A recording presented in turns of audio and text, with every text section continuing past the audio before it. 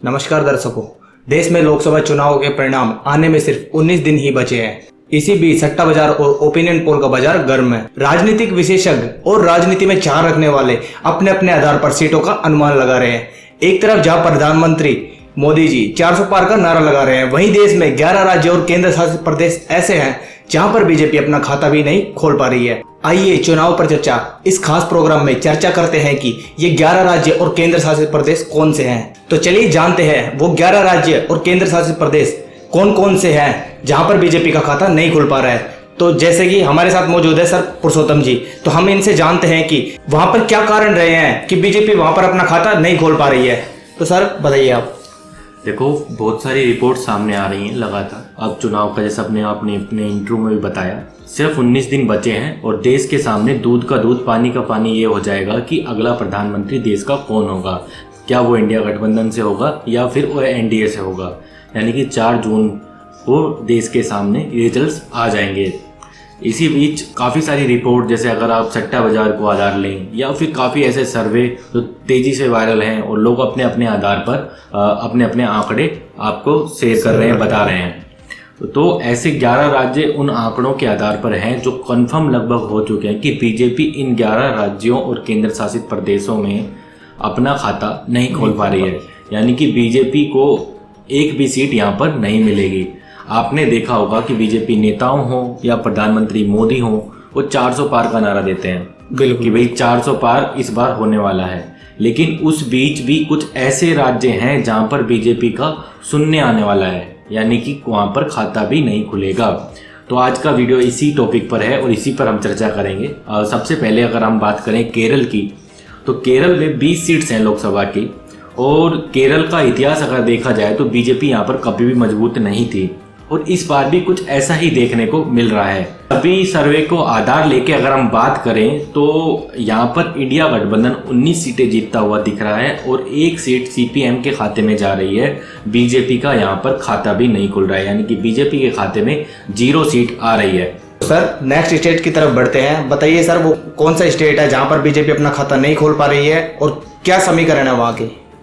देखो, अगला स्टेट है तमिलनाडु। अगर बीजेपी के नेताओं से हम बात करेंगे तो ये बोलते हैं वो कि जो हिंदी पट्टी में हमको इस बार नुकसान होने वाला है, जितनी भी सीटों का नुकसान होगा वो हम तमिलनाडु जैसे, तेलंगाना जैसे राज्यों से, उड़ीसा जैसे राज्यों से पूर्ति करेंगे। लेकिन बीजेपी का चुनाव अगर वहाँ पर भी देखा जाए तो बेहद कमज़ोर दिखाई पड़ रहा है और जो 2-3 सीटों की भी वहाँ पर बात हो रही है, वहाँ पर भी बीजेपी काफ़ी पिछड़ती हुई दिखाई दे रही है सभी सर्वे में। तो इसका मतलब यही लग रहा है कि बीजेपी का तमिलनाडु में भी खाता नहीं खुलने जा रहा है। और तमिलनाडु की बात की जाए तो तमिलनाडु में 39 लोकसभा सीटें हैं और 39 लोकसभा सीटों में से 18 इंडिया गठबंधन के खाते में जाती हुई दिख रही है। बीजेपी के खाते में 0 सीटें आ रही हैं और बाकी की 21 सीट है जो अदर्स के खाते में जा रही है। जी सर, जैसा कि आपने 2 राज्य बताए, जैसे आपने पहले केरल बताया, फिर आपने तमिलनाडु बताया, वहाँ पर कहीं ना कहीं बीजेपी को सीट मिल ही नहीं रही है और वहाँ पर बीजेपी अपना खाता नहीं खोल पा रही है। सर नेक्स्ट स्टेट की तरफ बढ़ते हैं और आप बताइए कौन सा स्टेट है जहाँ पर बीजेपी का खाता नहीं खुल रहा है और वहाँ पर क्या क्या समीकरण बन रहे हैं। देखो, अगला स्टेट है मणिपुर। मणिपुर में राजनीति में इस बार सबसे गर्म अगर कोई मुद्दा है तो वो मणिपुर का है। विपक्ष जमकर इसको बना रहा है और उठा रहा है।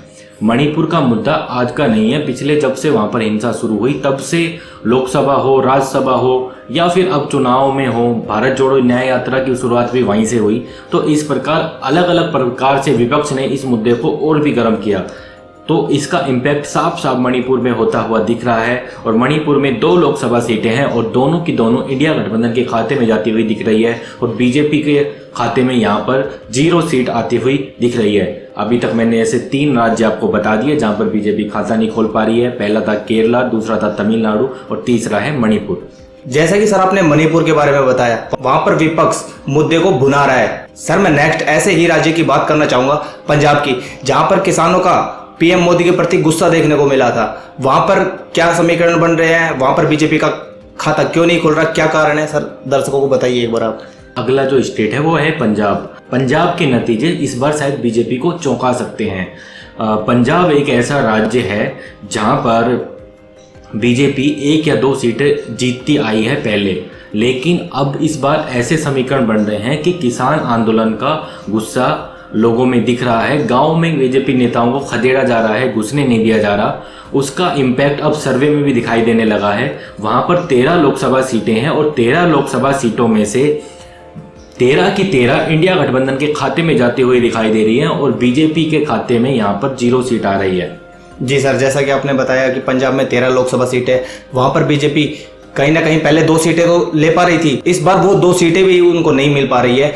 तो कहीं ना कहीं बीजेपी यहाँ पर भी खाता नहीं खोल पा रही है और बीजेपी के लिए कहीं ना कहीं ये बहुत नुकसान वाली बात है। सर मैं इसके बाद नेक्स्ट स्टेट गोवा के बारे में बात करना चाहूंगा। वहां पर क्या समीकरण बन रहे हैं, बीजेपी का खाता क्यों नहीं खुल पा रहा, क्या क्या उनके पीछे कारण है, बताइए सर आप एक बार दर्शकों को।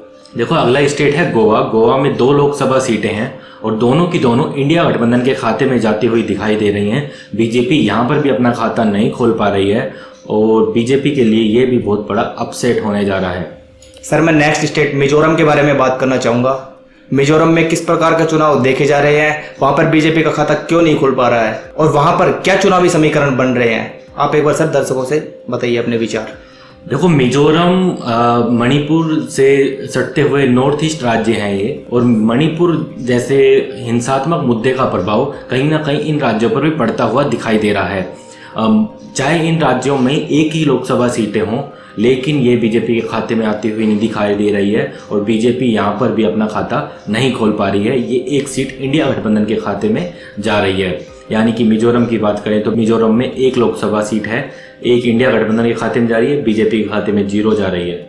जी सर मैं इसके बाद नेक्स्ट स्टेट की बात करना चाहूँगा, नागालैंड के बारे में। वहाँ पर चुनाव में क्या गर्मा गर्मी देखने को मिल रही है और वहाँ पर बीजेपी का खाता क्यों नहीं खुल पा रहा है। देखो, अगला स्टेट भी एक नॉर्थ ईस्ट राज्य है। वहाँ पर भी 1 लोकसभा सीट आती है और वो 1 लोकसभा सीट सीधा सीधा इंडिया गठबंधन के खाते में जा रही है और बीजेपी यहाँ पर भी अपना खाता नहीं खोल पा रही है।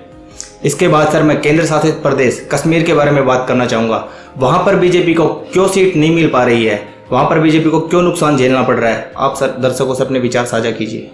देखो, कश्मीर की अगर बात की जाए तो कश्मीर में 6 लोकसभा सीटें हैं और 6 लोकसभा सीटों पर ऐसा लग रहा था बीजेपी को कि इस बार वो कुछ अच्छा परफॉर्म करेगी, क्योंकि धारा 370 जैसे ऐसे कई विकास के मुद्दे, सड़कों का निर्माण वहाँ पर उन्होंने बीजेपी ने कराया और लगातार बीजेपी के नेता वहाँ की राजनीति में ये मुद्दे उठा रहे हैं कि हमने कश्मीर के लोगों तक विकास पहुंचाया, जो इतने सालों तक वो वंचित थे विकास से। लेकिन जितने भी रिपोर्ट्स आ रही हैं उसमें ये लग रहा है कि कश्मीर की जनता उन वादों से खुश इतनी ज़्यादा दिखाई दे नहीं रही है और कश्मीर की जनता सीधा सीधा बीजेपी का कश्मीर में सुपड़ा साफ होता हुआ दिख रहा है। कश्मीर की 6 सीटों की बात करें तो कश्मीर में 6 की 6 सीट इंडिया गठबंधन के खाते में जा रही हैं। बीजेपी के खाते में कोई भी सीट आती हुई दिखाई नहीं दे रही है। जी सर, जैसा आपने बताया कश्मीर में कि वहाँ पर धारा 370 हटी, वहाँ पर सड़क निर्माण हुए, लेकिन फिर भी वहाँ की जनता पीएम मोदी से नाखुश है और वहाँ पर भी बीजेपी का खाता नहीं खुल रहा है। इसके बाद सर मैं नेक्स्ट केंद्र शासित प्रदेश लद्दाख के बारे में बात करना चाहूँगा। वहाँ पर चुनावी क्या समीकरण बन रहे हैं, बताइए सर आप।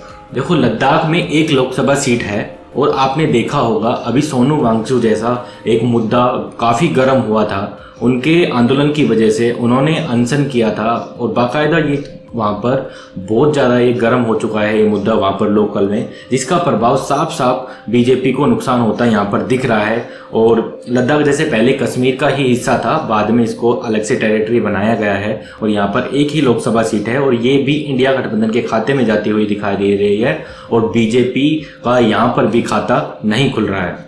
जैसे कि सर आपने लद्दाख के बारे में बताया। इसके बाद सर मैं नेक्स्ट स्टेट लक्षद्वीप के बारे में बात करना चाहूँगा। वहाँ पर चुनाव में किस प्रकार का माहौल दिखाई दे रहा है और वहाँ पर बीजेपी को सीट क्यों नहीं मिल पा रही है, बीजेपी क्यों अपना खाता वहाँ पर नहीं खोल पा रही है, क्या वहाँ पर समीकरण बन रहे हैं, बताइए सर आप एक बार दर्शकों को। तो लक्षद्वीप की बात की जाए तो वहाँ पर 1 लोकसभा सीट है और वो इंडिया गठबंधन के खाते में जाती हुई दिखाई दे रही है।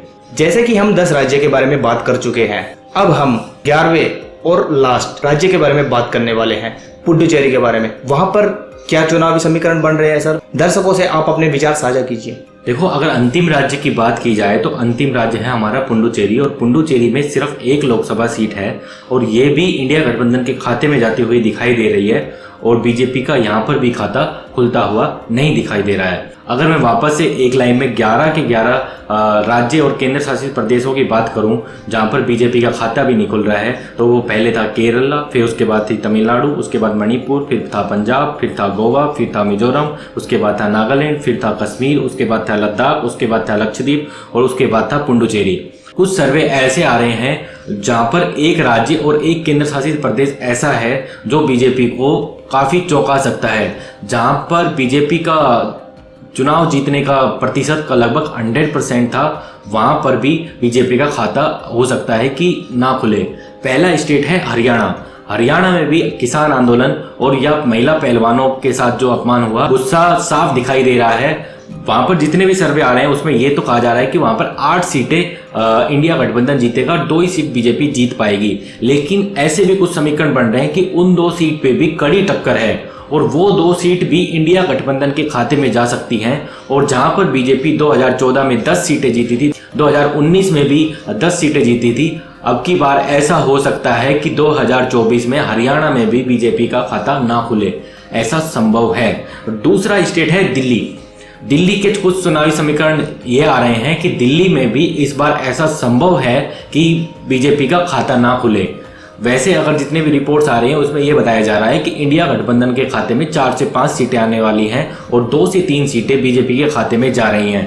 लेकिन अधिक संभावना ऐसी भी हैं, जैसा केजरीवाल जी अब जेल से बाहर आ गए हैं और लगातार वो रोड शो रैलियां कर रहे हैं, उनको जेल में डालने का गुस्सा वोटरों के दिमाग में हो और वो वोटिंग के दिन भी दिखाई दे और ये 7 की 7 सीटें बीजेपी के हाथ से निकलते हुए इंडिया गठबंधन के खाते में चली जाएं।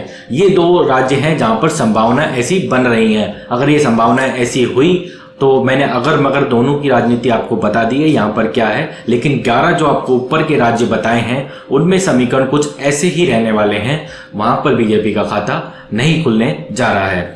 वैसे अगर आप इन किसी भी राज्य से वीडियो देख रहे हैं तो कमेंट बॉक्स में जरूर लिखकर बताएं कि हमारे द्वारा जो ये समीकरण बताए गए हैं ये क्या सटीक साबित होंगे या नहीं, और अगर सटीक साबित नहीं होंगे तो इनमें बीजेपी की कितनी सीट आ सकती है और इंडिया गठबंधन की कितनी सीट आ सकती है। आप अपने अनुमान भी लिखना ना भूलें। अंत में दर्शकों से मैं साथ में एक अपील और करना चाहूँगा कि ये जो रिपोर्ट है हमने बहुत सारे सर्वे को मिलाकर उसके आधार पर तैयार करी है। लगभग हमको लगता है कि ये सर्वे की रिपोर्ट हमारी सही साबित होगी, लेकिन हम दर्शकों से ये साफ कर दें कि हम इसकी पुष्टि नहीं करते हैं और इसमें थोड़ा बहुत अगर मगर हो सकता है, क्योंकि कई बार ये होता है कि वोटर को ही पता होता है कि उसने वोट कहाँ डाला है, जब बड़े बड़े चुनावी समीकरण भी फेल हो जाते हैं। लेकिन लग रहा है कि रास्ता कुछ ऐसा ही होगा। इस बार हम आपको इन सर्वे के माध्यम से सिर्फ रास्ता बता रहे हैं, लेकिन हम ऐसा नहीं कह रहे कि कुछ ऐसा ही होने वाला है, बिल्कुल ऐसा का ऐसा होगा। 80-90% या 95% ये सर्वे करेक्ट साबित हो सकते हैं। जैसा कि सर ने आपको ये समीकरण बताए हैं, अगर इसी हिसाब से एवरेज निकलती है तो ये परिणाम कहीं ना कहीं सही साबित होते हुए आपको जरूर दिखाई देंगे। दर्शकों, आज के लिए इतना ही। मैं था आपका होस्ट आशीष और आज हमारे साथ मौजूद रहे सर पुरुषोत्तम जी। आज का हमारा चुनाव पे चर्चा खास प्रोग्राम हम यहीं समाप्त करते हैं। अगर आपको वीडियो अच्छा लगा हो तो वीडियो को लाइक जरूर कर दे, चैनल को सब्सक्राइब कर ले, साथ ही जो बेल आइकन है उसको प्रेस करना ना भूले। और आप कमेंट के जरिए हमें बता सकते हैं कि आपके वहाँ स्टेट से कौन जीत रहा है, कौन नहीं, बीजेपी जीत रही है या फिर कांग्रेस। ठीक है दर्शकों, आज के लिए बस इतना ही। जय हिंद, जय भारत।